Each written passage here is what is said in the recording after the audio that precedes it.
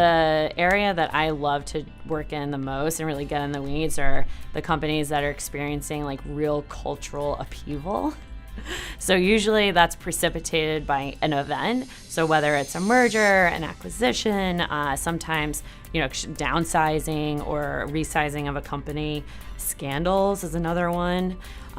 Those are the types of events that I love to work on. Why? Because one, I like to partner with my clients. So being able to go into a company and work with a group of people for a long time is something that I like doing because I love my clients. I love helping them shape their culture and getting them through these tough situations.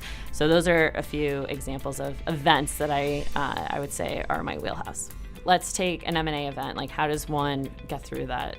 So one of the things that I see very common with companies is leadership will do an excellent job with dotting their I's and crossing their T's on making sure all the financials make sense. And, in terms of the structure, like what teams are going to be fired, what teams are staying, what leadership switches will occur. Like, the plan is made, but the biggest gap that I see is how all that change is going to affect their people. Kind of having that foresight and doing that strategy, like the people strategy, enrolling their people on the big cultural shift that results from an M&A event is a totally different ballgame. And that requires its own strategy. And unfortunately, that's what a lot of companies forget to do. So that's really where I come in. And I call it two different parts to my work in that specific example. One is making sure that the messaging is what it should be. Making sure that leadership is communicating the message that it wants and is heard by their people in a way that is clear and transparent. So that's number one. The second thing is actually enrolling people in the change, which is its own ball game.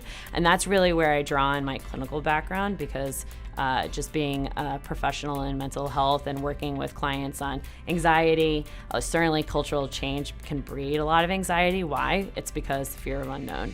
So helping employees individually or in small groups is the other layer to my work, and making sure that they are enrolled in the new company identity and aren't really tied to the old or feeling super nostalgic, which can create a sense of not being able to move forward.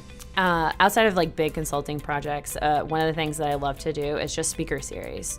The experience that I have coming from corporate and having a mental health background is unique, and that's something that I want to share. So one of my signature talks is how to maintain your mental health in competitive, demanding work environments, and that's super fun. Why? It's because you have a clinician come in and be able to give mental health advice within a work context. Other talks that I do are around like advocacy, breaking up broke culture, which is super common, and the Silicon Valley world, tech startup worlds, and a bunch of other different topics. So it's a great way to like foster community, have a conversation with people in a company that may not have had that conversation before, have employees take away actionable tips. So that's another thing that I do. It's super fun.